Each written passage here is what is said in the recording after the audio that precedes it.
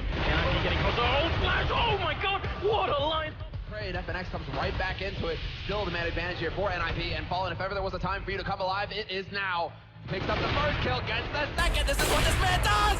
A third one!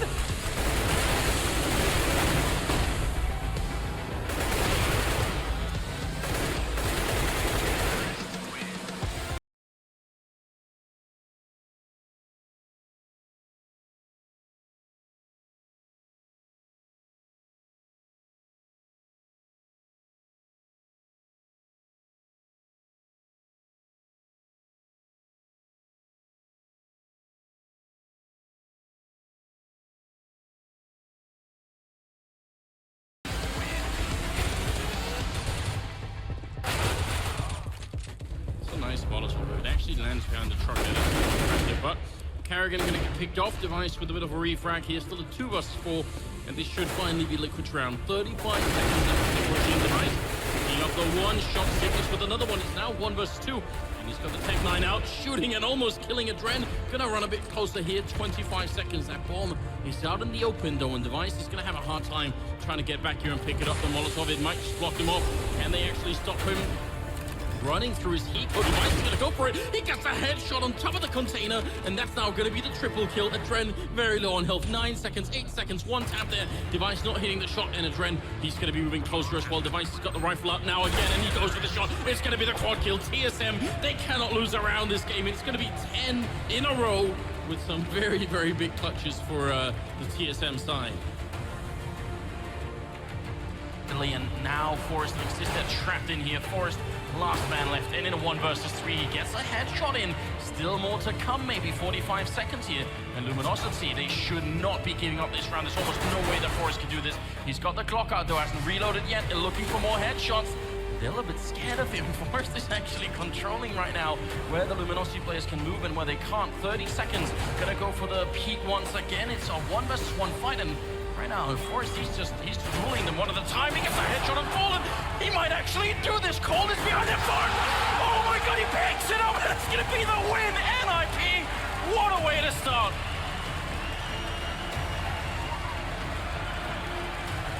Trying to push forward there. Scarecrow, he actually misses a couple of shots. Fallen gonna take down Dreamhack. Oh no, what is happening? They tab the bomb once. It's still a 2 vs 3. Alu close to the bomb side. He turns this back and he sprays. Gonna get Taco kill, but they will retake it. And NIP, that should have been their round. Luminosity 15-12, matching that point here. And we are not the team to slow down, and he's gonna look for the opening. Right around the corner, flashbang goes in, that's Fallen for the first shot, goes for the second, he hits the headshot, Kiyushima going down, Fallen, no scope, he takes down MBK as well, and what a shot now,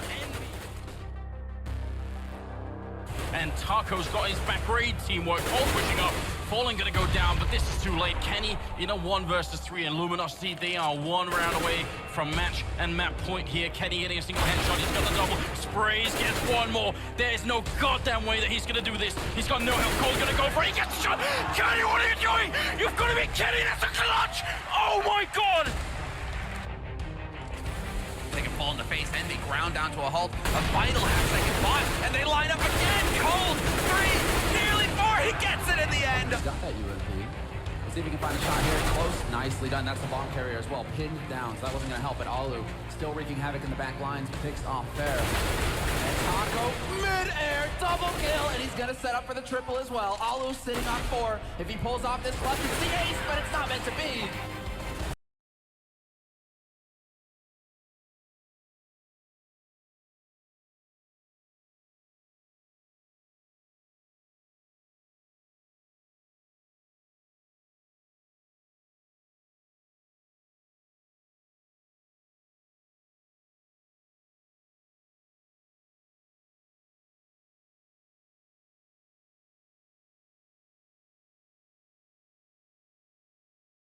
For a 3rd kill, picks it up. Cole, what are you doing? He's tracking NIP. Taco stealing the last one. But look at them. Oh, wow. That was a sickening round. That should not happen. What is that? Cold first. Cold, that was a flash, not a pistol. Forrest unfazed. Stands, crouches, looking for the shot, finds the first headshot, and he gets the second one as well! Forrest comes through for NIP time and time again.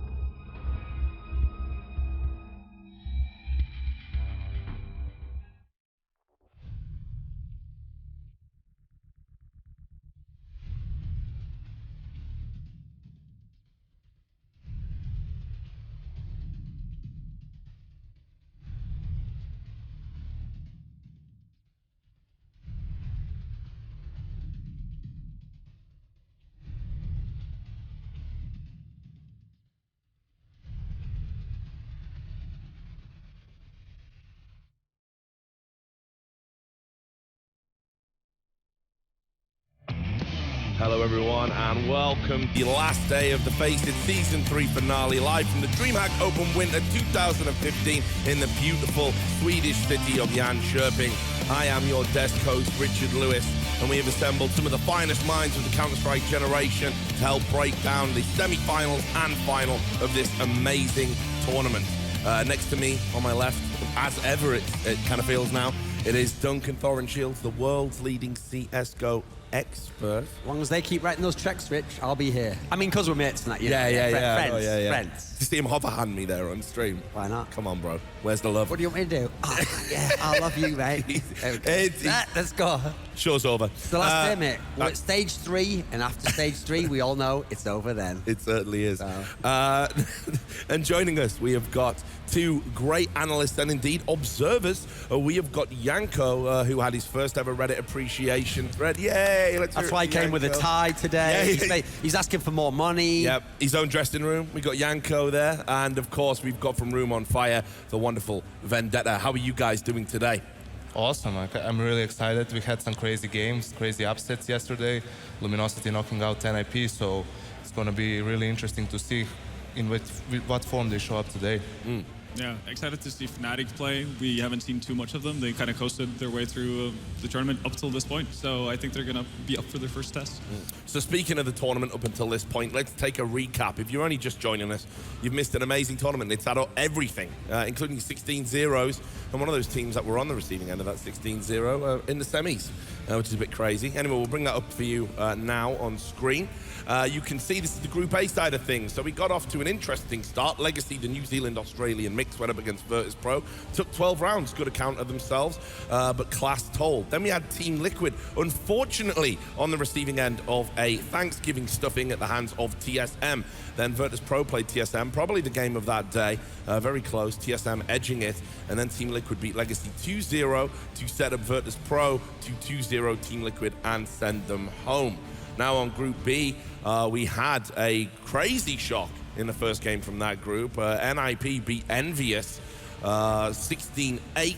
Then Fnatic 16-0 Luminosity. The new look Fnatic taking on the new look Luminosity. Looked like the Swedes had the better deal of it, but the story doesn't end there. Fnatic then go on to beat NIP, proving their mettle on dust too. Luminosity overcame Envious, the major winners. Nobody saw that coming. Not even the staunchest Brazilian fanboy saw that one coming.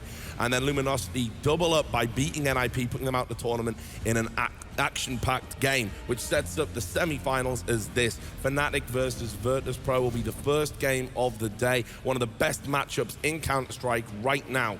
And TSM Luminosity, intriguing for very different reasons. Now, You've got to be fair to the Luminosity and Brazilian fanboys. I think you've sold them a bit short.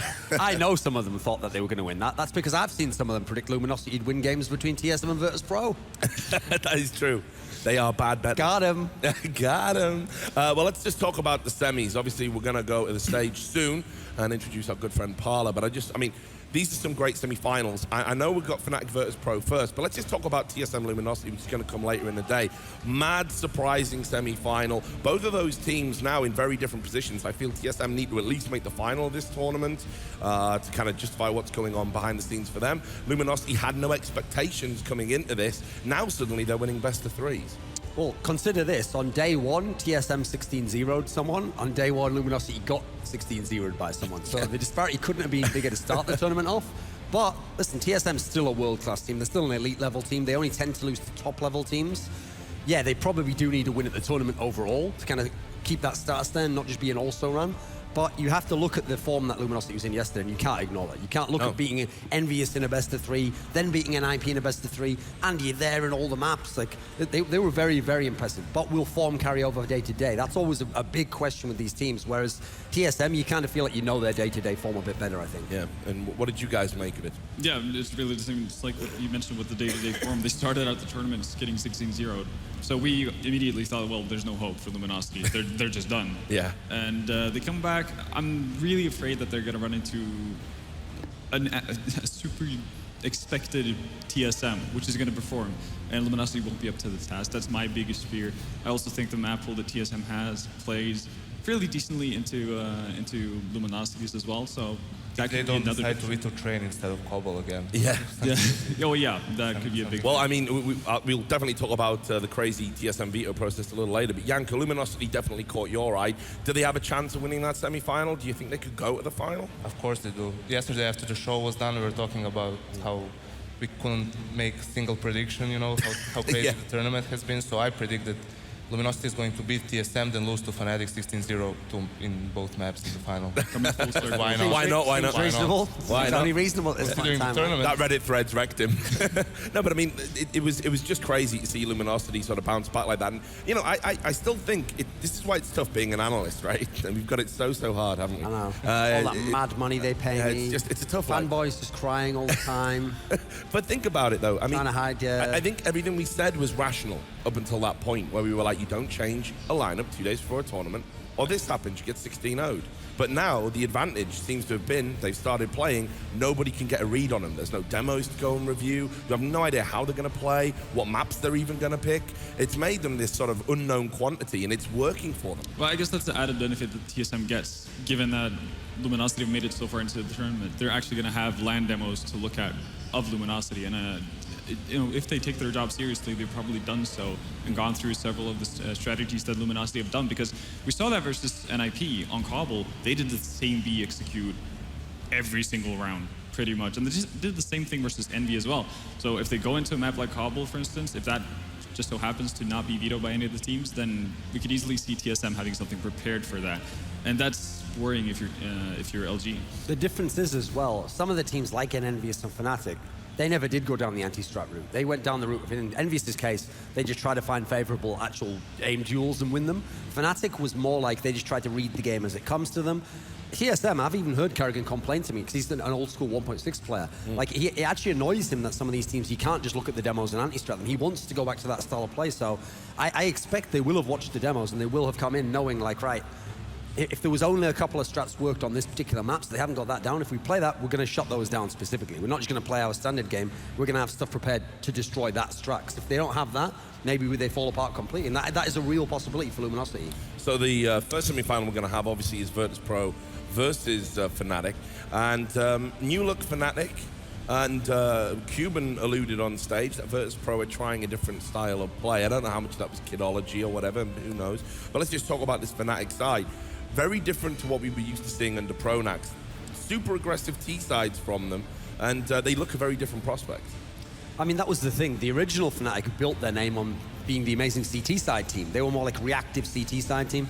This team, yeah, at the moment, they're blowing everyone away on the T side. So that will be very, very interesting going head-to-head with VP. Because to me, okay, other teams have times. Envious, when everyone's on fire, maybe they're the best T side team. TSM's very routined, but VP's the mainstay. They're always amazing on T sides. In fact, they're the crazy team where they can win the T side of a map like Train and then maybe not even get that many CT rounds. So I just want to see, can this new look Fnatic in that sense go head-to-head VP just on T sides? Yeah. Because that's going to be a tough, tough test. To expand on your point a bit, I think that with this lineup, Fnatic played 8 games so far, And in those games where they got to play a full T side in 7 or in 6 out of the 7 maps, they actually got more than 7 rounds on T. So they got the majority of the rounds on their T side, which is kind of surprising considering when we talked about it in Luminosity's case as well. Usually when you switch players, it's easier for you to play the CT side. It's mostly individual, that you're prepared for whatever comes your way, and it gets more difficult on the T side where you need that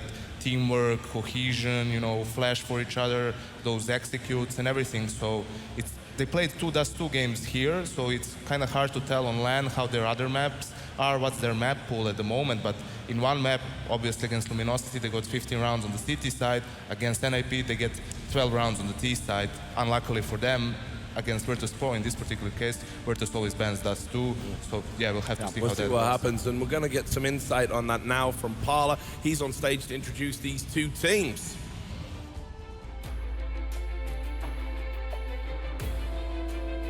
We're gonna win the tournament because I think we are the best team. We got the most skilled team in the scene right now, and we make teams feel bad, and it's awesome. I don't think so. It's a pretty hard match versus Fnatic. We won versus them this year, a couple of times, so we don't scare them. I tell you, a lot of times, if you scare someone, you should stay home. We don't have any special things going into this tournament, but some small things, maybe some moves or anything like that, but we play very simple and gonna keep it like that. We are real fighters playing a lot of years with the best teams in the world, and we beat them a lot of times, so easy. Just play, focus and win.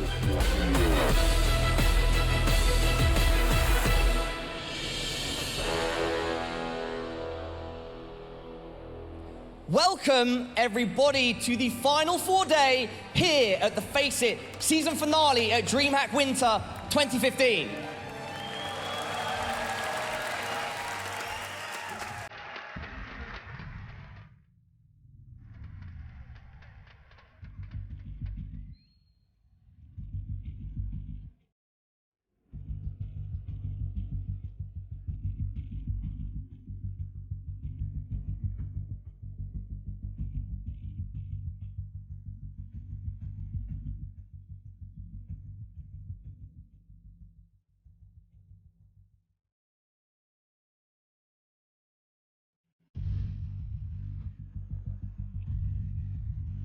Gets the first kill, gets the second, gets the third! Kyushima!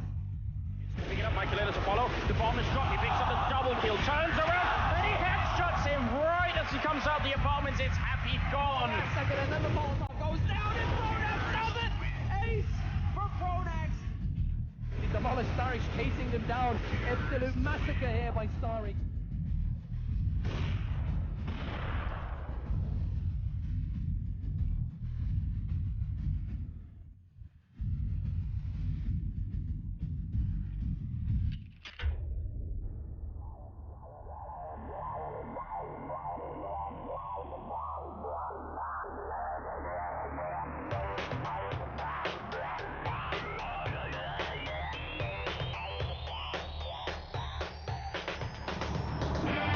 Please put your hands together for Team Fnatic and Team Virtus Pro!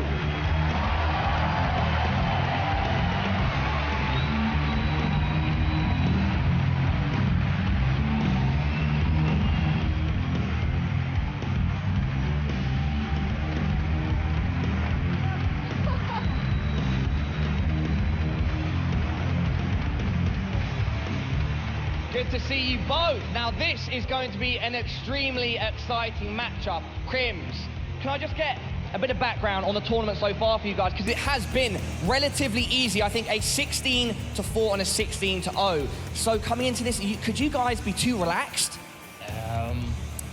There's not really much to say about the first 2 games. We played perfectly Counter-Strike and we're ready for this. Taz, now you guys, you started off with a 13-16 loss to TSM, but then you went 16-0 against Liquid. So you've had a mixed bag so far at this tournament. We didn't go 16-0 against Liquid. Oh, is that my mistake? I apologize. What did you do, Taz? Please correct me. But, I mean, we don't look at our scores, what we had before in this event. We are looking on Fnatic, and this is our target now. Okay, Crims, you know, the last 3 maps that you've played against these guys, you've actually won. But, you know, is it going to be different coming into this? You've got a new roster, things are different now. Not really, but now we got Dennis. It's going to be more firepower and easier for us. Okay. Taz, what do you think about that? Do you think as a team you guys are evenly matched? Or do you think maybe arguably they could be better, you could be better? I think that their team is now like LGB in Katowice 2014, so I'm looking forward to defeating them again. All right. Ooh. Talking about that, yeah, it is now, your roster is very similar to older rosters in the past. Is it nice to have that kind of like vibe again as a team? Yeah, of course. I love Dennis. He's a good guy, and we have much fun together, so it's going to be good. So the chemistry is there then, definitely. He's fit right in straight away. Yeah, exactly. All right, Taz, final thing for you then. You know, these guys are arguably, you know, one of the best right now, sailing near the top, and we've seen upsets so far. Do you think technically it would be a bit of an upset if you guys won it? Arguably, realistically, going into here, do you think you can pull it off? I think that if we are top 3 in the world, there is no upset if we will beat them. All right, well, that's great confidence. Guys, if you want to shake your hands and head off to the booths, we're going to get this match going. It's going to be an amazing, amazing amount of CS we're about to see. The guys on the desk are going to take us into it right about now. Hey, thanks a lot for that, Parla. So there you go. Again, these two teams obviously know each other very well. A lot of respect between both of them. But you can see as well, they're both sort of competing almost a little bit for a mind game there, I thought, which was quite interesting. I actually like that line from Taz there, because even though he's right, 3 of these members were in the LGB lineup, which played in the semi-finals of Katowice, the first major that the Poles here won. Actually, interestingly, most people will think of this as Fnatic, though. We think, right, it was the Fnatic era before. They were the #1 team. They were the dominant one. So he's kind of in his own mind cast LGB as the underdogs because VP beat them in 2 series in those tournaments. And so to him, it will be the other way around. If they beat us, it'd be an upset. So I like that, actually. Yeah, no, that's what I'm saying. It's a way to get a little edge on someone, you know. But I mean, you know, Taz understands the psychology of competition perhaps better than a lot of Whereas obviously, if he'd been a very charismatic guy, Crims could have just been like, well, I have won about like 9 tournaments since then, Taz, you know, so not really, mate, you know. Anyway, let's get the veto underway. Guys, tell me where you think this is going to go. Standard bans, Fnatic with Overpass and Virtus Pro with just 2. What are they going to pick? The big question is, will Virtus Pro try Train? If I was them, I'd be picking Train here. I think that's a good risk, but it's one where it'd probably be a good calculator, especially because it is a new Fnatic as well. They were never really known for a lot of it. Instead, they've gone with the classic Mirage, which has been kind of a map that Fnatic has been getting back into again. They'd be envious on it at the major, but I still don't think it was a super strong map for Fnatic. Yeah, I would agree with that. I was expecting Mirage to come out from VP because the train map would have been iffy, in my opinion, simply because Fnatic with Dennis have actually beaten Virtus Pro on that map. So when it comes to Fnatic, I'm expecting Inferno to come out, and there we go. There it is, because out of the 11 total games that they've played with Dennis, they've played 3 different maps. And that's Dust 2 5 times, Inferno 4 times. Like, they clearly show a preference towards these 2 maps. It's also the case that Inferno's like the heat check map for VP. If they're in like plow mode, yeah, they'll win Inferno. Yeah. But actually, they're not like super good on it anymore, even though we think of it as a VP map. It's down the bottom end of their map pool. This is very strange though to ban Cobble, but I think that's just a history thing there, which is that Fnatic have a great history of beating Virtus Pro on Cobbles. They just don't even want to play that. Now, I'm expecting from Fnatic, I think it'll be a cash ban at this point in time. But that's the funny thing, because both these teams are not particularly good on cash as of late. They've gone with Train, actually. So yeah, it's going to be... the last map, the third map, is actually, it's a map that both teams are not that strong on as of late. And we haven't seen Fnatic, the new lineup, I was just going to say, on cash, so that could be with Dennis's firepower in there instead of Pronax, maybe they can be a little bit more explosive. But cash, they always used to have to rely on Olafmites to go big to win it. But here's the thing, with this new lineup and the fact that they haven't really practiced much at all, and Crims was saying it, they're going to keep it simple. That actually bodes really well for a map like Cash. You can keep it really simple. It's very standardized smokes. You don't have to do anything really spectacular to potentially be effective. That's why Envy were so good on Cash. So if Fnatic are able to put that into their game going up against VP now, VP can be in a lot of trouble. If it even makes it. The key thing for me is because we knew already Virtus Pro was going to ban Dust 2, Fnatic doesn't have one map that they're a certainty to win on here. But again, the way the map veto's worked out, VP doesn't have one that they're like a lock to win either. Actually, all three look, you could really make cases on either side for who would be the favorite here. I think you've got a good chance of a 3-map series. Well, let's take a look at the Fnatic lineup. Duncan, again, if you can introduce these players and tell us a bit about them. Sure, so we'll start on the left here. I think that's actually Fugo sat there, but Olofmeister will be sat there later on. Was probably the best player in the world for, probably at least 6 to 8 months, so a very long time as the dominant force. And he was the guy where even if the team was falling down a little bit or slumping a little bit, he could always get you out of trouble. He was that dominant a force. To his right is Dennis, former teammate of his. Here's what's interesting. Back when they were in LGB, back in early 2014, it was actually Dennis and Olofmeister were the best players in that team. Krims, the guy on the right, he was actually kind of just a supportive player, and he's the one guy no one used to talk about, actually. Dennis is a very skilled player, but you can still see he still hasn't quite hit that old LGB form yet. He's still working his way back into it. In Kingwin and G2, he got up to a good level again, but now he's on a world-class team. Now he has to start to develop into that kind of a role. In the middle now, Flusher, now the in-game leader, but formerly was just the lurker in the team.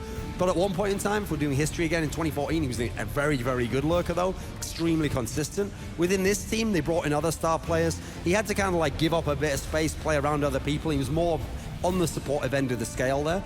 To his right is JW. Really, really aggressive player. One of the most risk, just loves risk, basically. He's one of the few players who he doesn't understand the concept of risk averse, basically. You know that whole risk-reward thing? He's like, yeah, take a risk and I get a reward, right? That's just, it's fun to watch, though, because if it works, it can be incredibly explosive. Obviously, he's the primary AWPer of the team also. And on the right is Krims here. Very, very stable player. Guy who, even though he's playing like supportive style, he's playing around the team, he will get a lot of kills as well himself. To me, he's like the workhorse of the team. Like, you want Olofmeister to get the crazy kills to win you the game. You want JW to annoy the opponents, Flusher to get some clutches, but Krims is there just to get the 1 or 2, the easy kills, but to always get them. He's like the MBK of their team. Yeah.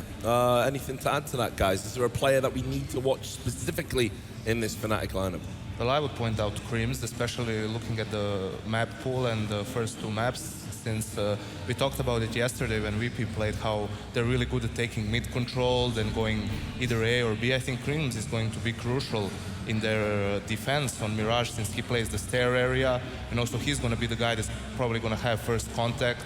And on Inferno after that, he's the B player, so we could see maybe him, Fnatic leaving him alone on that B site, and he, in the past, could take 2 or 3 kills defending That's that bomb. what's interesting, though. When they first got Dennis into lineup, I saw there was an online game where Krims actually tweeted like, they kicked me out of B on Inferno. I think it was like Dennis and Olaf were playing that or something. So I don't know if that was just a one-off, they were trying something out, but it'd be interesting to see if they switched it up here, because again, if you go against Fnatic on Inferno, their classic map, you kind of do know where everyone's going to be roughly, because it works for them. So I'd love to see if VP gets surprised. Like maybe it's a different setup there.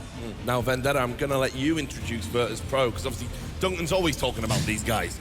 So I'll let you do it. Yeah, so starting off to our left, we've got Pasha, previously the main AWPer for Virtus Pro, very known figure in the scene, and people often criticize him for not being the strongest player or not most consistent player on VP, but from time to time he does show up in tournaments, and he usually has, instead of streaky maps, he has just a really solid tournament overall.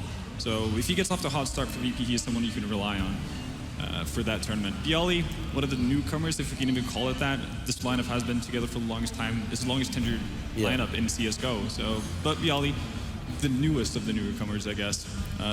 Insane rifler, bit inconsistent. He's probably the most inconsistent player on that team, but we've seen what he can do with the rifle. He's incredibly important to the team's success. If they want to be successful, he has to play well. Neo in the middle. Assuming he's calling for this tournament, I'm not sure if we actually figured that out, if it's Taz or Neo, but that's something that kind of just rotates. Yeah, they do it. They usually switch between. Yeah, exactly. Don't they? Neo had a bit of a slump, not the same kind of an amazing player or spectacle to watch as he was in 1.6, but after he started picking up that op as of late, the last couple of few months, he's been really hitting his stride. So I'm really looking forward to seeing Neo play here. Then we got Taz, the face of VP in many ways. One of the old guys in CSGO, really. Just an overall solid player, someone you can rely on, and he's also one of the best motivators, I think. He's not going to let his team get down on himself. He's always going to be there to pick them up, even if they get off to a rough start. And then at the very right, we had Snacks, who is, in my opinion, the most important player on VP. Yeah, absolutely. Well, let's talk about Snacks. I'll bring you in, Yanko. Again, I feel like we've talked about him all tournament, but there is a reason for that, because he is one of the best players in the world. course, he was maybe alongside with Happy, the player most known for playing around smokes, pushing through smokes, getting behind his enemy's back. We saw it even yesterday in a replay against Liquid on Overpass, how he got behind 4 of Liquid's players, gave crucial info to his teammates, basically won the round just by his positioning. So a player like that is an amazing asset to any team. Anything to add, Duncan? Well, the interesting thing is, in the past, every time VP played Fnatic, one thing you could always say is, but the best player in the server is going to be on Fnatic's side. It's going to be Olaf Meister. He's the best. At the moment, Olaf Meister's still an extremely good player. You can't say, it's not like he's slumped or anything. He's just not a god anymore. I think at the moment, I might actually favor Snax as the best player in the server at the moment. He's got a lot of consistency. He's hit his prime in many more ways. He's not just the lurker and all this. He's also now just the big, consistent fragger as well. So I think that's actually one thing that this time I'll put on the side of VP. I think they might have the best player in the server today. I have a point I'd like you don't need to raise your hand, Janko. God, we really have bullied you. No, but I didn't get to say anything during the map video. So what I'd like to point out... My apologies. In this... Throwing us under the bus? In this particular match... Diva? is that I feel that, as I mentioned yesterday, that VP has the firepower, to match Fnatic, but they're not gonna win like that. If VP is to win this match, they need to play like a unit, and they need to beat Fnatic as a team. They need to probably shut them down early, because I feel Fnatic still being a new team, even though they only switched out Dennis, it's not that big of a change, you can work around it.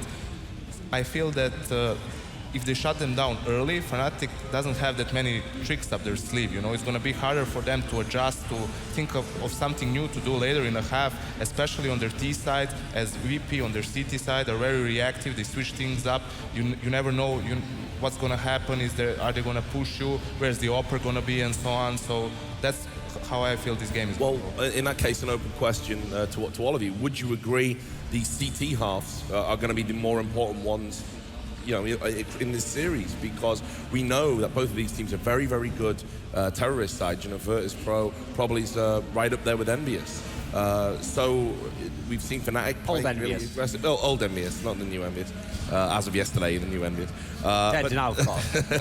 So Fnatic want to play that aggressive terrorist style as well, super pushing. So does these CT sides now take on a new level of importance?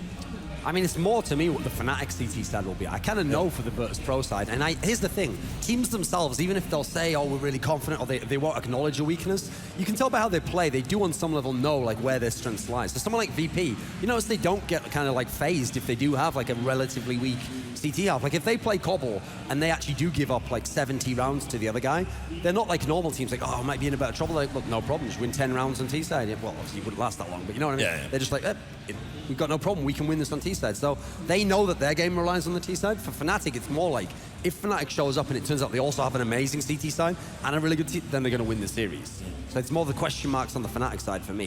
And obviously I haven't seen that lineup play lands with this team. Do you agree with that, or do you disagree? No, I would agree with that. For me, it's the CT side, and also because we were talking about how, VP can pressure Fnatic to do things they're uncomfortable with. I think that goes for the CT side as well, because obviously they're going to have some sort of default setups that they can rotate around and, throw out variations of. But at a certain point, if they really struggle to hold off DP's takes on mid control and that type of thing, it's going to be really interesting to see what Flush can come up with to actually get him out of that rough spot. And I think if they don't do that, then you can really see something like a 11-4 T side from VP, and then it doesn't really matter how good you are on your CT side, you're still going to be in for a really rough time. Yeah, and there's also the fact that, in my opinion, none of these teams have really been tested so far in this tournament. Yeah, VP had a close game against TSM, they had a terrible first half, almost made a comeback in the second half, but their decider was against Liquid. They were the clear favorites in that matchup, had a pretty straightforward game there. Fnatic had 2 amazing games, only gave up 4 rounds, in their 2 maps. So we'll see how they fare up against a stronger team like VP, and also Liquid against stronger individuals like Fnatic's players are. I just need to break away from this for a moment to do a public service announcement. Just been informed by the voices in my head, aka the producer, that we are now at capacity There are no more seats available. However, if you do want to watch the game, you can go to the Dreamhack Arena Extreme. That'll be signposted. You can go watch the game there rather than crowd in. So you can see we've already got a big crowd, a lot of interest in this game. Anyway, back to the analysis. I guess we start moving towards predictions. I guess if you were thinking about things logically, you would perhaps slightly favor Virtus Pro on the basis that they're the more established lineup, whereas Fnatic they're a known quantity. quantity, yeah. And they're a fantastic known quantity. We know how good they are. These are maps, like particularly Mirage is a map they're very strong on. Usually to beat them on Mirage, you have to be a fantastic Mirage team. So I think, yeah, Mirage is definitely leaning towards them. My problem is, I've never seen Inferno as a really strong, like I say, they only tend to win that when they're in such a god mode. It's like they could beat you on any map at that point in time. So I feel like that's more of a shaky one. And Cash, I mean, both teams haven't liked it recently, but at least Fnatic's got something new going for them where maybe they might like it. VP really haven't liked Cash for quite a while now. They can play it, but it's right down the bottom end of their pool. So I'm actually feeling like, yeah, on paper, Virtus Pro's certainly the favorite. Not by a lot, but they're the favorite. They've got the status where, yeah, they should be considered the favorite. But actually, the map pool, I'm liking Fnatic for this, actually. I'm thinking Fnatic turned up and play well. Doesn't even have to be the same as it was 2 days ago. I think Fnatic can win this because of the maps, 2-1. So I'll give Virtus Pro Mirage, and I'm going to say Fnatic's going to win 2-1. Okay, well, what do you think about this idea? I mean, I talked to the Virtus Pro guys. They said they were super tired coming in. Obviously, they were out in San Jose. They didn't have time to practice. They were basically framing it like, we've had so many tournaments, so many online games lately. Actually, tournament play has been our practice. And they were on day one, they said they were really feeling fatigued. Is that going to play a factor here? I think that it plays a factor up until the game goes live, because then you're only thinking about the game, the adrenaline kicks in as well, and you kind of forget about the fatigue or whatever you just play and you want to win. I have this feeling that Fnatic is going to show the same level they've shown 2 days ago, and I think it's going to be real hard for VP to cope with that. It's really hard to predict this one, as we were saying here. I'm going to go with Fnatic as well, say it's going to be a 2-1.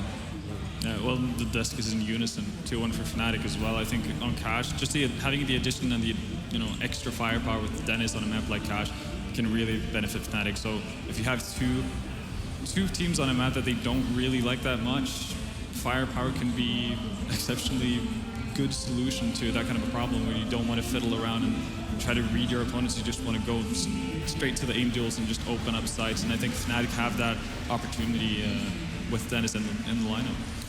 Now, just while we're waiting to get everyone ready on the server, I alluded to this earlier. Cuban did an interview where he said, we are trying out a new thing, we are trying out a new style. We've already talked about Fnatic's new style and how they seem to be moving to a more T-side focused style of play. What was it they were doing differently yesterday, Virtus Pro? Because I'll be honest, they looked a lot like Virtus Pro. I mean, it's true, they did have a lot more slow executes. Normally, the VP style is like, I always think of VP like this, okay? So, say, imagine they were trying to break into a house. For whatever reason, someone might want to do that. And the house, the door is locked, but like it's slightly, a little bit of, you can just like push a little gap. Instead of just like going, oh, we'll do like lock picking, that would be like an incredible tactic where you read the round totally or whatever. RPGs. Or instead, they just go, right, there's a little gap, so just shoulder barge it. And then once that, they're like, everyone in, and then they're all running in, and they nick all your stuff. Again, I don't know why they would be doing that. I just think the analogies just come to me, okay? Well, I've just been told we finally got the 1 minute warning. So I've already got predictions. Sure. And we're totally standing by them. We're not going to change. 2-1 for Fnatic, 2-1 for Fnatic, 2-1 for Fnatic. VP, no, I'm going to change now. I'm going to say 2-1 VP because there we go. Wherever we were in unison, we were wrong. So at least you can be wrong on your own, mate. Yeah. And we are going to roast you alive. Brilliant. So. Well, look, thanks a lot for your thoughts, gentlemen. It's a beautiful day for Counter-Strike, and we have got a beautiful pair of commentators to bring you this one. It is Tosspot and Fifth Laren. Take it away, gentlemen. Thank you very much, Richard. It is a beautiful day for Counter-Strike, and we have two teams on this stage who are beautiful in their own right. Fnatic of Sweden and the local home crowd's favourites versus Virtus Pro, who I think everyone holds a bit of a soft spot for. Fifth Laren, do moments like this make you miss being up on that stage? Sometimes, especially with a crowd like this, it's amazing. It's okay. It's not bad being stuck with people like us, though. Sometimes. It's still a stage. I mean, smaller. You gotta learn how to deal with Thorin. That's about it. So, they've given their predictions for this one. I know you're itching to share yours. Thoughts on these two teams? I actually really like the map pool for Fnatic, and I think that they will actually go away with it, especially looking into the group stage match as well. They were just steamrolling everyone, so Now, the words that were used to describe this new Fnatic roster as they've come through is that bringing Dennis in gave them more firepower. Talk us through that. Why are they now a firepower team?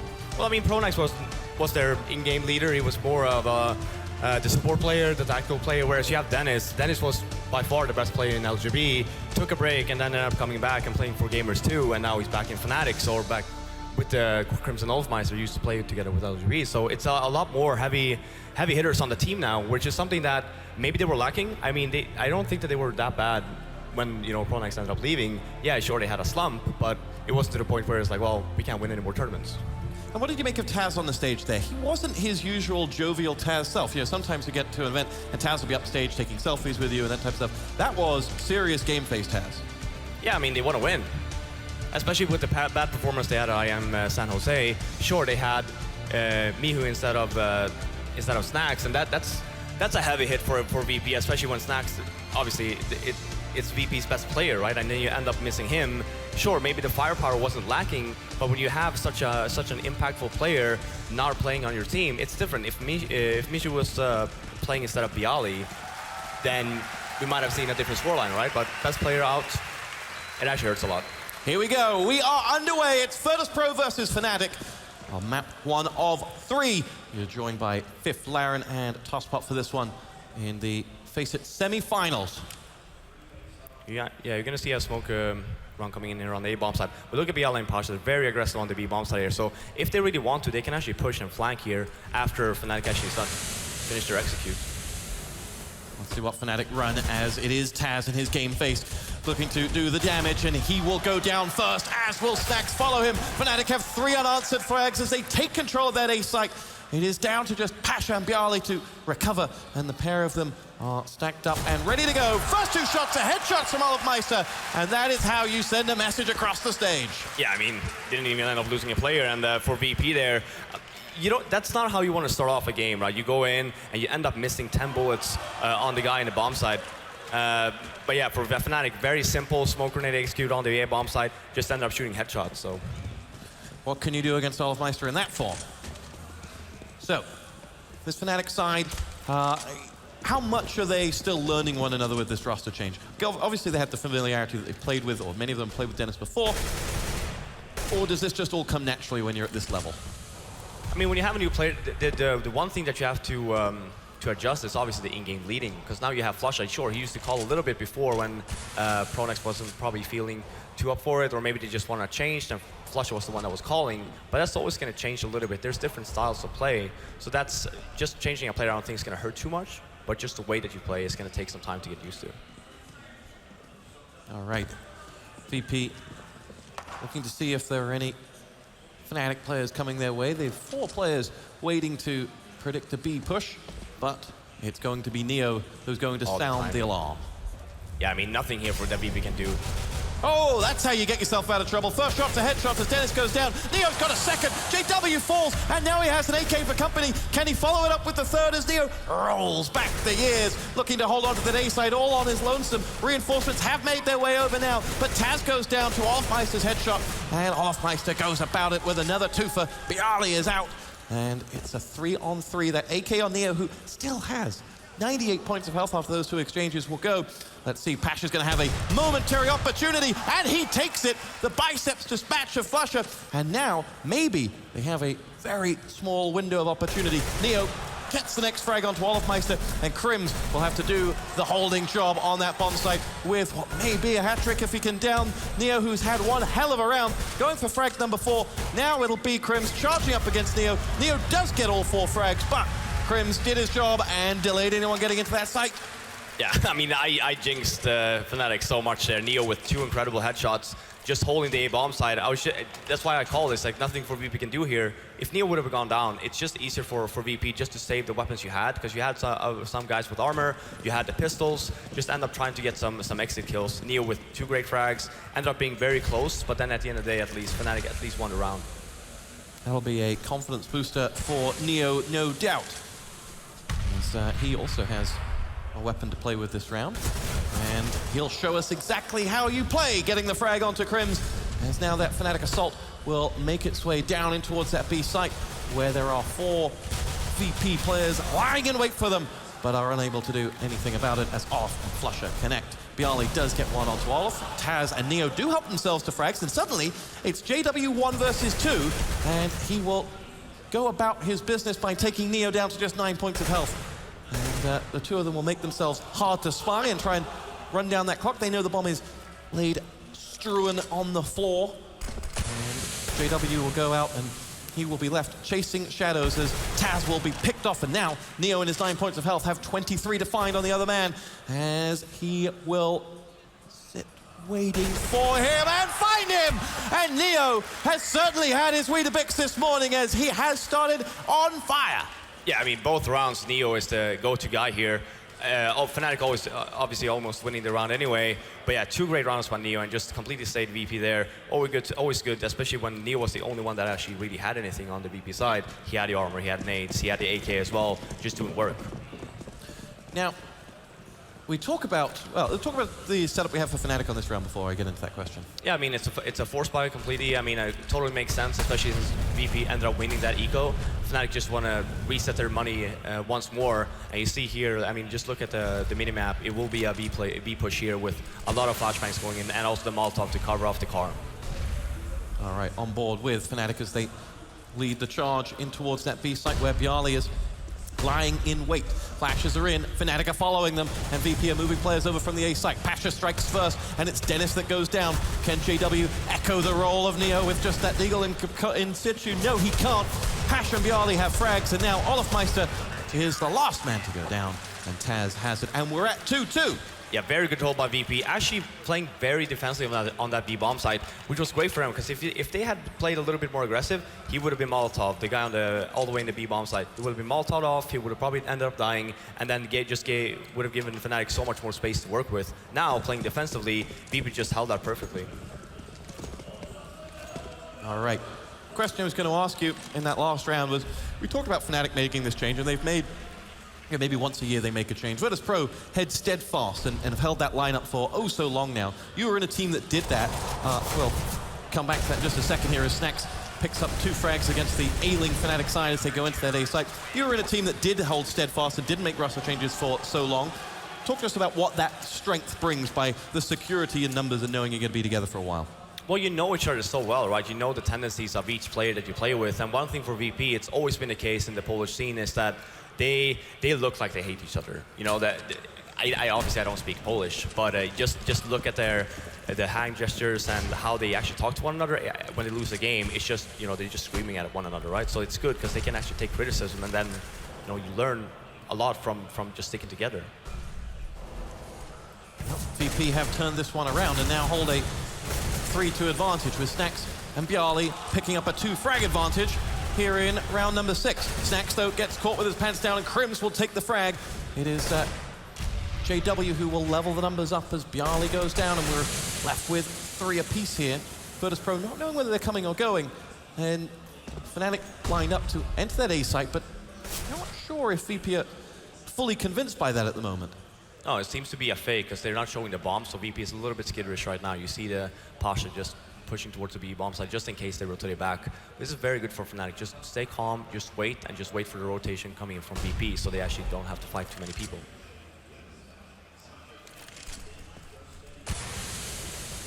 Here we go from Fnatic now with only 40 seconds left on the clock. Neo is trying to scout above that smoke and still hasn't been able to see much, but he will fire through the smoke, and JW will pick him off before Taz avenges. Crims follows in, and now it is all on Pasha. 1 on 2, a hatful of nades to play with, though, and he'll back himself as he pushes in. First man is Flusher, and he is out for the count. Crims, who does have 2 already, is playing hard to get, but that Molotov doesn't go near him and doesn't push him out.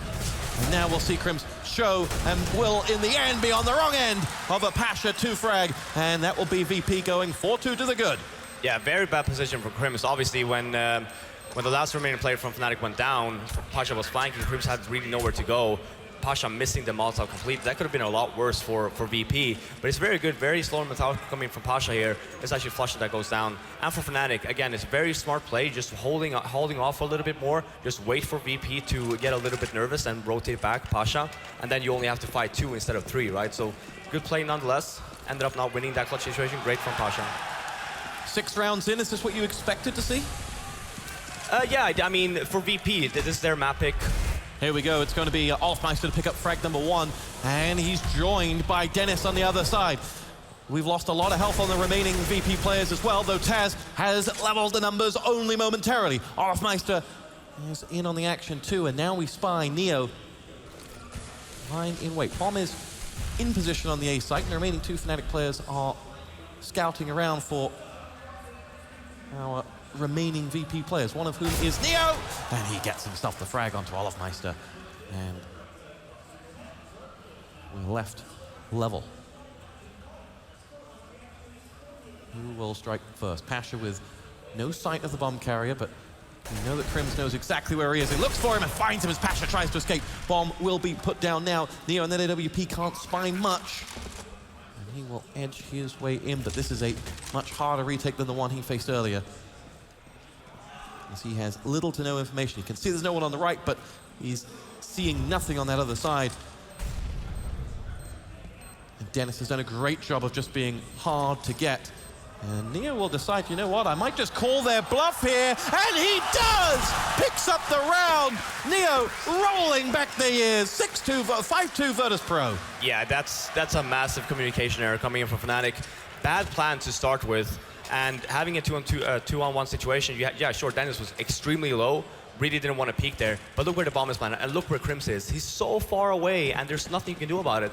Neo just sticking the bomb plant, very, very good. Like, at the point, he has to stick it there, because he's not going to have time anyway. It might end up killing one, but he's going to end up losing the round, so great play. Well, Neo,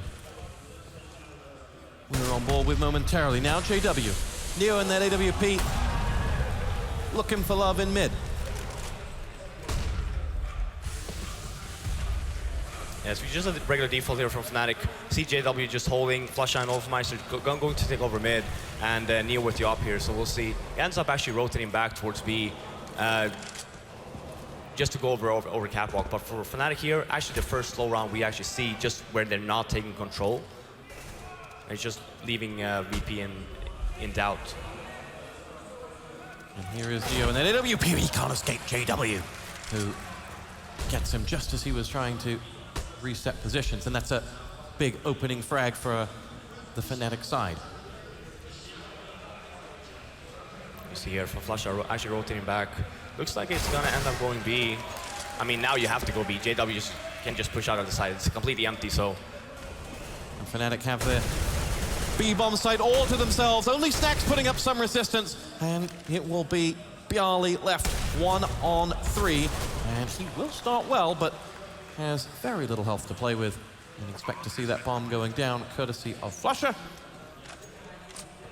Yeah, I mean, he should just try and save the op here, at least try to save a weapon. He has all the nades, ending up losing all the money that he has. I mean, look at the up at the top right, $6,000 worth, now even more, so he really needs to save this, because if you look at VP's economy, they can still buy next round, but just ending up saving this one will just save VP so much money.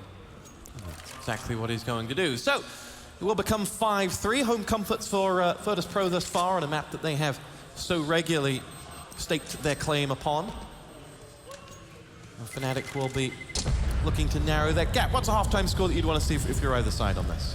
For VP is a really good T-sided team on this map. So as long as they end up picking up, I would say probably 6 or 7 rounds for VP on this half is great. For Fnatic, I mean, you have the firepower. Look at how they played versus Luminosity and versus NIP. Versus Luminosity, it was a 15-0 on their CT side. And when you have the firepower that Fnatic has, you'll probably end up needing as many CT rounds as you want, because I don't think you're going to have that much of an easy time on when you're CT on Fnatic CT side. There is that F word described with this new Fnatic lineup. And it is Taz that goes down first on the other end of the shot from Flusher, but we trade man for man here as Olfmeister is out for the counters. Fnatic are lined up and ready to make their push onto the B-bomb site this time, or second round in a row, in fact. And Bjarly is very much aware of it. Bomb being put down by JW. Pasha is the man coming across to assist Bjarly, and the two of them will go almost hand in hand to this site. But between Fire and AK, JW has the frag onto Bjarly. Neo, though, pulls back one more, and Neo can go no further than Crims. Dennis now coming around from behind, spies Snacks and takes him down within a second, and Pasha and the AWP will escape. 2 rounds in a row for Fnatic, bit of morale boosting for them.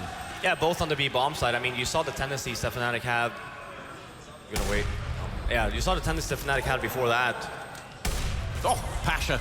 Clay pigeon shooting Fnatic players as he escapes with that AWP. Will he be able to get past Crims? Yes, he will. Yeah, I mean, the tendency that Fnatic had before is that they relied heavily on the A bomb side. Now they switched up a little bit. The round previously, JW with 2 nice entries on the B bomb side, just left it completely. This round, you saw almost the same, where VP ended up losing 1 member, and then they just completely forgot about B, and Fnatic took that opportunity and just ended up planning. And then for VP, trying to retake the bomb sites when Fnatic has such good positions is going to be super hard. So now you're putting VP in a very awkward position where it's a force buy. If you end up losing this one, you probably have to double save. VP have rolled the dice. And Fnatic have really in these last 2 rounds kind of taken the pace out of, been able to find that opening frag and react off the back of that. Whereas in the earlier ones, they were going at such great speed. And now we'll see the opening frag this time being reversed. And Snax helps himself with the help of Taz. Can Taz finish off the job? Yes, he can. It's the bomb carry as well. 3 frags to Fnatic's 1. And now Crimson Olfmeister have it all to do. Yeah, I mean, great timing push there from VP. Just catching Fnatic completely off guard, especially JW. He was not prepared for that, so it's looking very bad for Fnatic. Fnatic is also very low on money, so this is a very important round for both teams. 2 versus 4. The home favorites with a hatful of nades to work with as they try to force an entry in on this A site. Olfmeister and AWP trained on top of those boxes, see if anyone will dare show themselves, but it is going to be next. Neo, who they do spy, and the warning shot across the bow is sent. Here we go with Olfmeister, another one in the direction of Neo, but can get no further. In the end, he actually, I think, tags Crims, if anything. Crims, though, does get the frag on the Taz before Neo picks him up, and, well, when the bear is hungry, the bear will eat, and Neo is exactly that today. He has been monstrous for Virtus.pro. Yeah, again, like, great push from VP, just trying to get some more map control. Didn't really spot, they never even spotted anyone in mid. Took the gamble, ended up peeking, and ended up getting the 2 entries there on the A bomb side. And now Fnatic, look at the buy they have. It's a very sloppy buy. Yeah, you have the mollies, you have 1-2 smokes and a bunch of flashbangs. And you see here the tendency again going over to B. That's what worked, right? The 2 rounds they won on the weapon rounds is the B bomb side. So, well, Virtus.pro have at the moment not enough resources to take on a full Fnatic B push, which does exactly seem to be coming that way.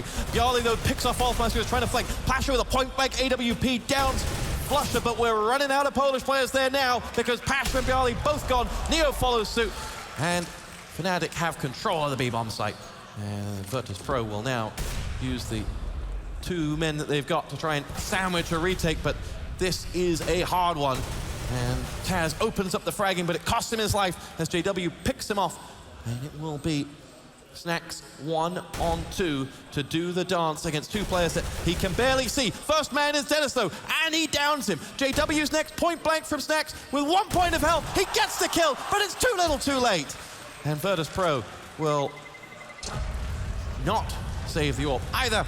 And Snax was all in vain, 6-5.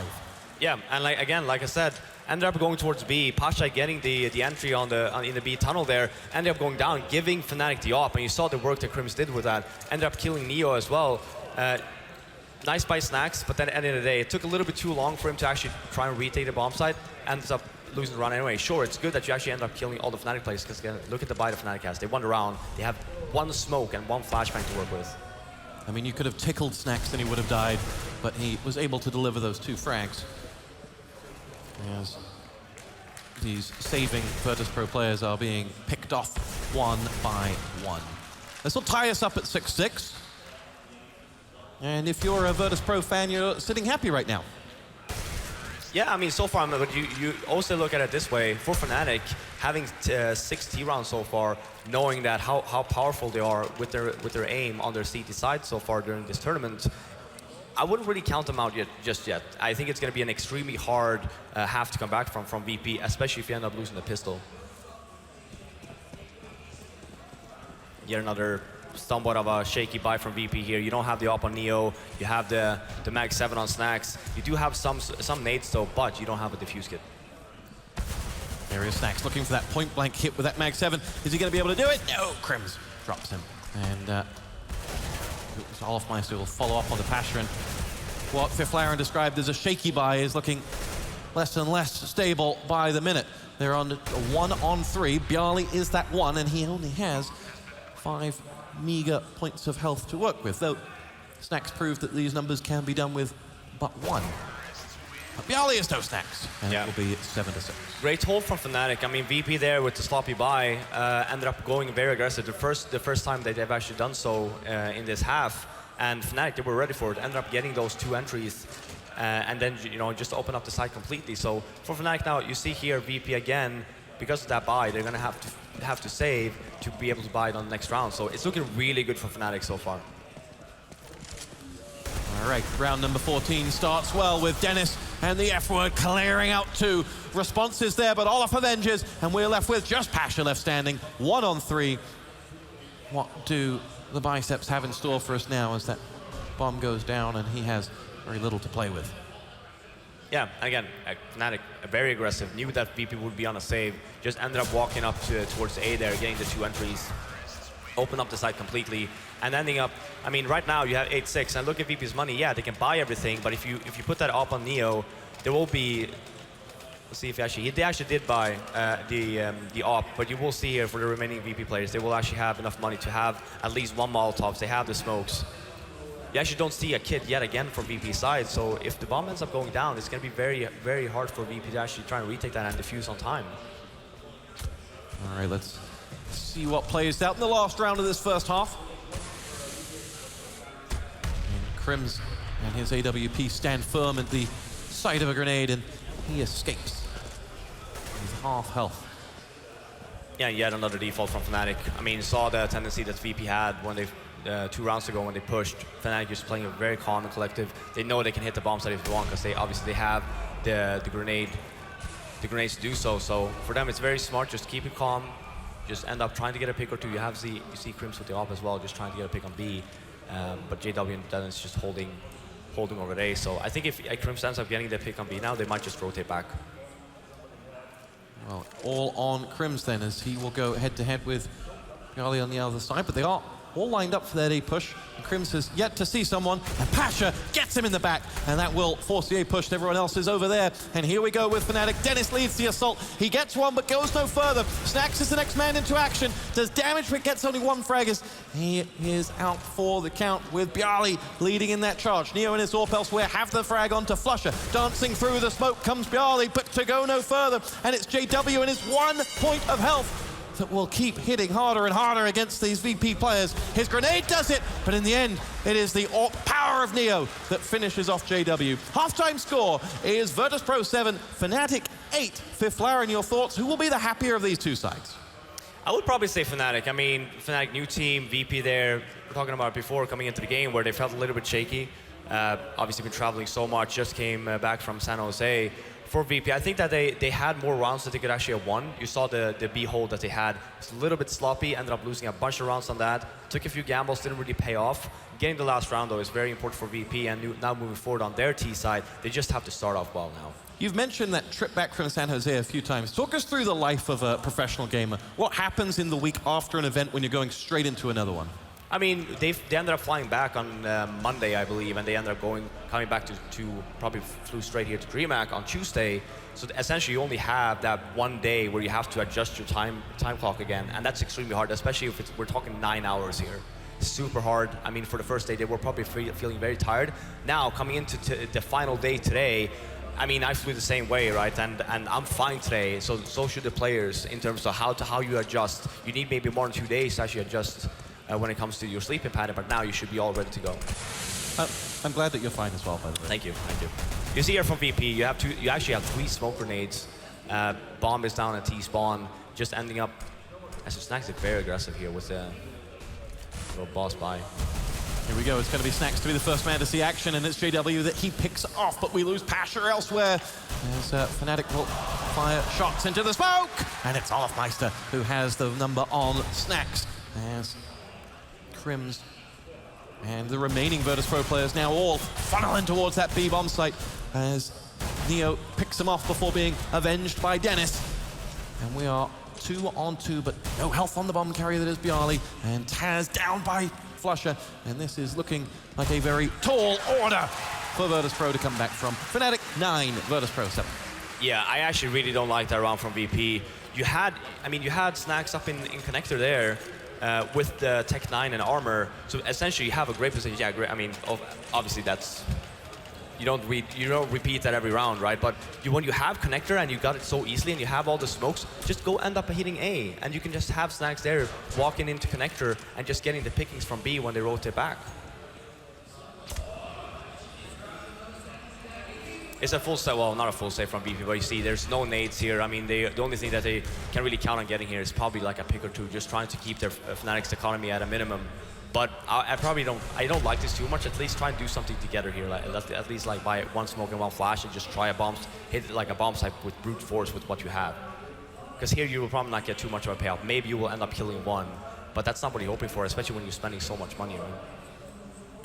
Well, so far, the VP player has been hard to find for the Fnatic players, but as you say, they're not really together, and they're going to get attacked 1 versus 1 with weapons aplomb for the Fnatic side.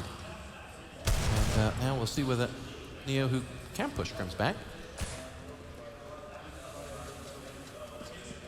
But the players that we have for VP are ready now to, it would seem, make their move up towards the A site. I mean, they have a lot of control, but Fnatic's playing very smart. Just don't let VP get the pick or the duels that they want. Just play the bomb, right? Just when they hit the bomb side, that's when you make your play. It's Dennis who's making his play to hold on to the back of that site. Flusher does get Snacks before Neo returns the favor. Bomb goes down, money in the bank for Virtus.pro. Let's see whether they can do more than just that. Taz going huge with 2 big frags. Dennis and JW out for the count, and it's 3-on-2 in favor of Virtus.pro now, as Crims looks to re-enter that site, and Olofmeister will come in, charging like a bull in a china shop, downing Taz, and he is having none of this, as Crims helps him out, and we are left 1-on-2. Neo, who is... Oh, sorry, we're left 1-on-1, as Neo, who has been in mean business today, will try to take down that bomb carrier, and will do so. Virtus.pro do much more than we thought they would in that round. I mean, that's so sloppy from Fnatic. VP, they had nothing. They had 2 Deagles, 2 P250s, and actually 3 P250s, and that was it. And I mean, it was a mistake from Fnatic to begin with when VP actually got the bomb down. Because you had, yeah, you can play defensive, but once you see VP coming into the bomb site, that's when you want to make your play. You don't even want to make him get the bomb plant. Instead, they end up even losing the round. And yeah, great for VP, but Fnatic could have done so much more in that scenario. Well, now Fnatic under the cosh here with a smorgasbord of weapons against a fully armed and dangerous Virtus.pro. I feel like I've jinxed myself quite a few times this game so far, so I'm not even going to say anything now. Yeah, VP should win this round. You never know. Crimson, that scout can get no further than Pasha as Olofmeister joins him in Beyond the Grave, and the Fnatic players are being dropped one after another. Response is into Snacks, though, and they will now have to try and recover that site, but I think they will focus more on staying alive, as the BGs would sing. This will tie us up at 9-9, and Robin, from here, where do we go? What is, if you're the coach on either side, you're going to walk into those 2 booths, what are you saying to either of them? I mean, keep in mind, so far, both VP and Fnatic, they both have their timeouts still available, so just in case, I was going to shit hits the fan. I think I don't think you can say that. Well, I can. In the UK, you can't say that word. Everywhere else, you can. What, fan? Well, the other one. Obviously, it's like saying doing number 2, right? So then Richard Lewis will probably grill me for this one once we're done with this game, because I said the word.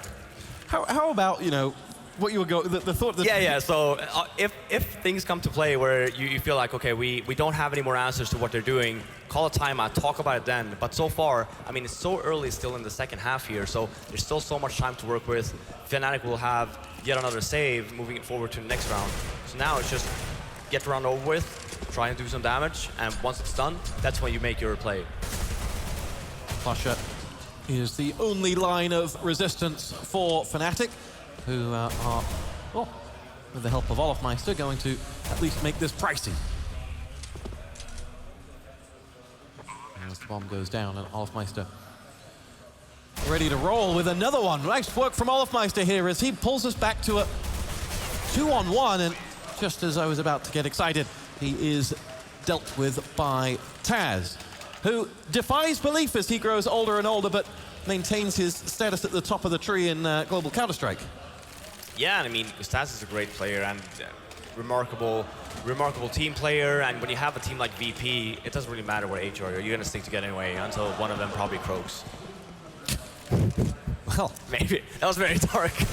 But yeah, just coming into this buy, Fnatic, not a lot of money. You see there, they don't have that many nades. You don't have a diffuse kit on Fnatic either. Very important round for VP here, actually, because if they end up winning this one, it's going to put on Fnatic yet another save, and it's going to put VP in a really good position. And I think if that happens, Fnatic will just call for a timeout.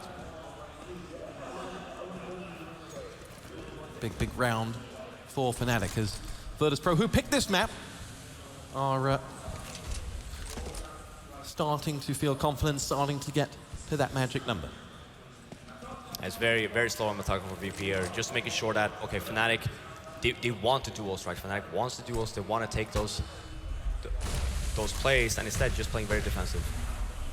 Thought you were going to use the F word again. Dennis pushing in, and we'll go no further than Bjarly, but we go frag for frag. Olofmeister now chasing shadows as he tries to do damage, and Flusher will be the next man out. Neo, AK, dispatches of Olof, and this Fnatic side right in front of all these VP players, and you just expected it to kick off, and it finally did. It hasn't looked good for the Swedes. Taz and Neo have the frags. Crim's finally in on the board, but it is Crim's or bust for this Fnatic side, and he will accept the challenge, but with a bomb to defuse and two escaping VP players, he is going to be asked of a very tall order here as he dances around that bomb site.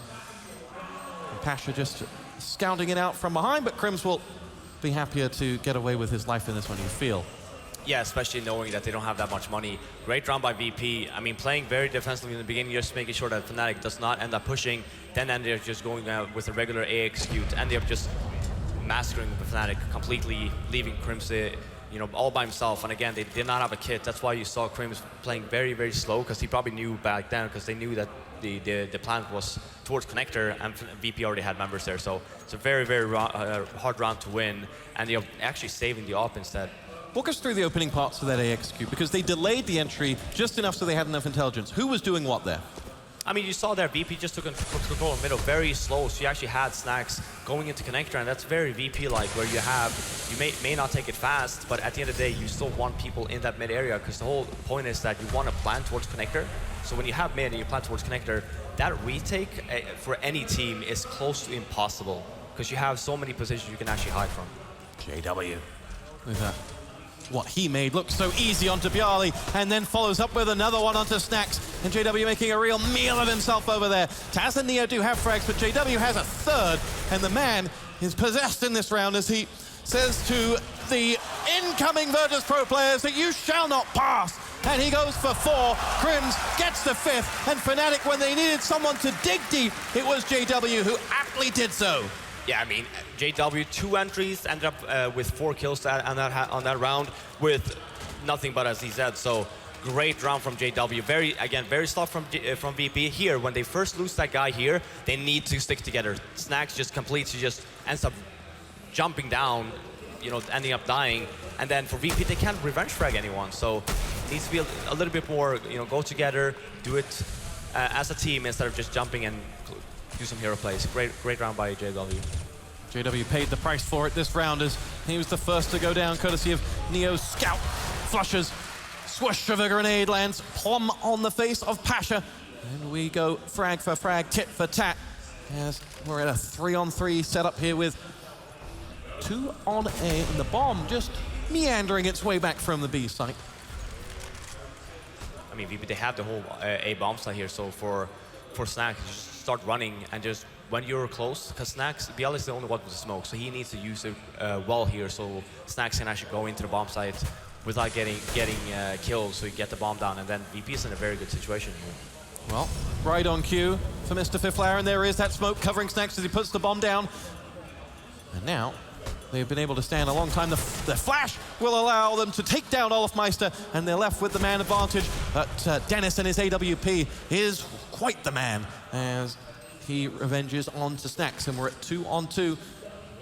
The bomb that's starting to tick louder and louder, and the frags coming in faster and faster. Barely onto Dennis. It's Crims to go down next. And Virtus Pro have themselves round number 12. They are but 4 away from map 1 now. Yeah, Fnatic just had to give away the A bomb side when VP did their push. I mean, they weren't even planning on actually executing there, but since they got the entries and VP already had the bomb side, you saw Snacks rotating all the way back from B, picking up the bomb, and then Bialy's smoke there actually saved him completely, and then Snacks, you saw the Expo flash coming in where he peeked into towards connector. It was a great one. He just landed in the smoke, so you can never see it on Fnatic's end. That's why he got flashed, ended up dying, and then at that point of time, good plant, 3-on-2 situation, not really that much Fnatic can do. By the book, Virtus Pro took that round. And now, Fnatic with only an AWP for comfort on JW, and they are, if they're unable to pull something out of the hat here, they'll be facing a 3-round deficit. Yeah, I mean, it's a very risky gamble here for Fnatic because JW is the only one that has anything. Yeah, you have 2 P250s, but JW, he really needs to do work here on this round because he's at 0 cash right now. So next round coming in, even if they're forced to buy, he's going to end up with close to nothing. Waiting on that Virtus Pro push, and what you can say of Virtus Pro in their T side is they've given away no cheap frags. Everything that Fnatic have had, they've had to earn here. Virtus Pro dealing in absolutes only as Bialy dispatches of Dennis, and we begin the assault. But look at Olafmeister coming from behind. Point blank drops Pasha. Can't go any further though as Neo returns the favor. And now you look at the health on those VP players, and they've all taken damage. And let's see whether JW can continue his fine form and pull them out. The answer is no, but Crims himself has made a real meal of things and can go no further than Snacks in the end. And Virtus Pro will take themselves a 3-round advantage, but it wasn't easy. I mean, yeah, that's very unusual from Olafmeister to start running there, actually. I mean, he was so close to the A ramp anyway, he could have just taken some more extra time. Because there, I mean, you saw Pasha instantly turn around when Olafmeister started running, ended up going down shore, but then instead of running, you could have just walked up, you could even knife that guy, picked up the AWP, and then you would have been in a much better situation. Now instead, you ended up running, got killed, and then for VP, I mean, it was close. JW missed a bunch of shots there as well. Didn't really pay out with the AWP, and now you see the buy, right? Very, very sloppy JW with the CZ. Sure, did great work on that a few rounds ago. But it's looking very grim for VP right now, or for Fnatic. Well, Olafmeister ticked off for advancing there as well. And Virtus Pro now will be feeling the confidence here. Yeah, and this is very VP. I mean, take mid control, very aggressive, make sure you have it, and then you can do a lot of things with the mid, right? You can go A split, you can push B, and especially now, I mean, look where they're standing, right? Snacks is, as always, in the smoke, chilling somewhere. I think JW knows. Oh, not sure he did, but he reacted quick enough, and it's his headshot onto Snacks that has given Fnatic the advantage, which Pasha will allow to continue for mere seconds. Crims on the site, firing across to the incoming Taz, and will be sent packing by the veteran. As Fnatic bid to make as much as they can of this, because they know they will be facing a real mountain to climb if they can't pull this one out of the bag. Dennis now leads the charge with his famous power as he waits on reinforcements that are going to call for a retreat. And it'll be Pasha to be hunting Fnatic players out to make this as pricely a round as possible. And it is Flusher that will be the first. And will it be Dennis to be the next? Oh, Dennis will be something of a menace and not allow that to happen. But still, Virtus Pro now about to hit 14 against Fnatic's 10. Yeah, I mean, this is where you call a timeout from Fnatic. You have the 2 weapons saved, it's 14-10. Yeah, and there we go. Fnatic calls for a timeout. Great. I mean, it's a little bit too late now because you only have so many rounds to work with, and just basing off of Fnatic's money, yeah, sure, they saved the 2 weapons. Both Dennis and Olafmeister can drop a FAMAS each, and you're going to see yet another buy here, unless they go for the tie. But here in this situation where VP has so many more rounds to work with, and they can't find a way to actually stop VP from taking that mid control, you got to try something here. And for VP, what they want to talk about here is not, well, what have we been doing? Okay, we've been taking over mids, both. 50 is love, 50 is life, I agree. Oh, do you really? I get the pleasure of sitting next to you every day. I can. Yeah, I know, but I can admit to that. Yeah, but then I say some absurd things and you don't really like it. back to my point. For VP here, it's very important. You don't want to just sit and relax here now. You want to talk about what is Fnatic talking about to counter us. So now, if I was VP, one thing that I would do right after a pause like this, because you know that, okay, well, it's not many rounds to work with, you want to play very safe, very defensively, just make sure that Fnatic does not gain any aggressive play, does not do like an aggressive play to go for the entry. Just stick all the way back, just make sure you don't push, and then by the time is right, you notice in the beginning of the 20 seconds or so, that's when you can make your play and start getting map control again. But just be very, very, so you don't end up doing something, play very aggressive, you end up going down, because that's exactly what Fnatic wants in this case. We saw Vugo there on camera. Fnatic's now third coach. It was Khan behind them in the Dreamhack Winter Major that they won. It was Devilwalk behind them in Katowice that they won. What is his role? What does he bring? I think that, I mean, Vugo was also around when Devilwalk was around for one of the majors that they play. I forget which one it is. But Vugo's been around in this team for a longer period of time as well. So Vugo is the kind of guy who's like a very outspoken. You know, he likes to actually look into a lot of things for Fnatic. And for him now, I mean, he's the go-to guy for Fnatic now, especially when you end up not having Pronax anymore.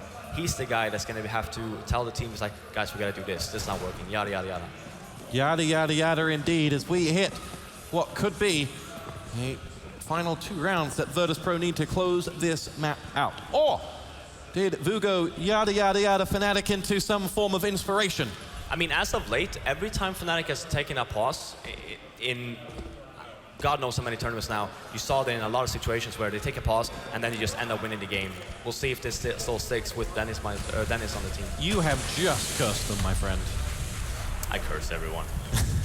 The commentator's curse from Friflaren lives alive and well. Look at this. Look at the fake from VP. Just ended up throwing a bunch of nades. They need to go now. Look, A bomb site is completely open. JW now is just about to rotate. Bialy getting the bomb down. This is rough for Fnatic. JW walks into a whole world of trouble on A with a fully armed and dangerous Virtus.pro lineup, and Fnatic decide they're going to have to contest this, so they're going to be fighting from 5 match points down, but it is not easy at all. Snax has cleared out B elsewhere, by the way, but what you'll see now is the full onslaught of that A defense. Pasha, Taz, Bialy all have frags, and Virtus.pro have 15. I mean, that was some sexy Counter-Strike, Stuart. Take off your shirt. It's time. All right. I don't need to be told twice. Great round by VP, just ending up faking the B bomb site. I was looking at the minimap the whole time, and you saw instantly when the smokes came down and you saw Snax pushing in, Fnatic, they're very stressed at the point where it's like, oh, smokes B, flashes B, everyone rotated back, but without realizing, well, where are they? I thought you said they were coming, but it's like, oh, sorry, I was kidding. They're at the A bomb site now planning. My bad. My bad. That's exactly what you want to hear. What is my bad in Swedish? Midfield. Thin. Well, thin is when you end up losing. Opening frag for Dennis before Bialy takes care of him. Flasher's grenade is paired with a frag of his own, and Fnatic not quite done yet, but 2-on-2 to save Fnatic in this one as Pasha and Bialy bid to end this as quickly as possible. But Bialy cannot escape from Olofmeister, and Pasha is left in a 1-on-2, and he will easily dispatch of Olofmeister as he comes marching around the corner and says, thank you very much, Olof. And we will now see what he has lined up against Crims with 50 seconds to play. Yeah, I actually don't know what Olofmeister did there, because Crims had full mid control, and Pasha actually ended up killing someone in mid 20 seconds ago. So Olofmeister, very sloppy there, maybe miscommunication, but they should have known that Pasha would be coming from T-spawn. Miscommunication's a word you mentioned maybe 2 or 3 times in this first half. Is that the kinks of a new man, maybe? Yeah, I mean, that as well, and you're very flustered, right? You're down 15-10. You know, at that point, it's very stressful. But I'm going to have you take it to this over now, because I think we're going to see action. Here we go, 1 versus 1 for the map, as Pasha strides in to the A site and is struck down by Crims, as Fnatic hold on to map 1. Yeah, great job by Crims. I mean, when it comes into a one-on-one situation there and Pasha ends up going towards middle, what happens is, sure, neither of the players know where they are, right? So Crims taking the gamble is like, well, I'm gonna have to take one gamble. There's no point in just sticking in mid. Just take a gamble, A or B, and just stay there. If he ends up planning B, okay, you know, it's a 50-50. Now he just took his ground there and they are, you know, winning the round. So Fnatic with a glimmer of hope. They push out mid now looking for players, and they do get one, but it's going to come at the expense of two of their own. That Mag 7 of Olofmeister about to be called into action as well as he goes scouting for the bomb carrier, and he will get himself into the position he wants. He wants up close and personal, but those players will escape and Snacks will be watching. That timing. I mean, Olofmeister has been flanking.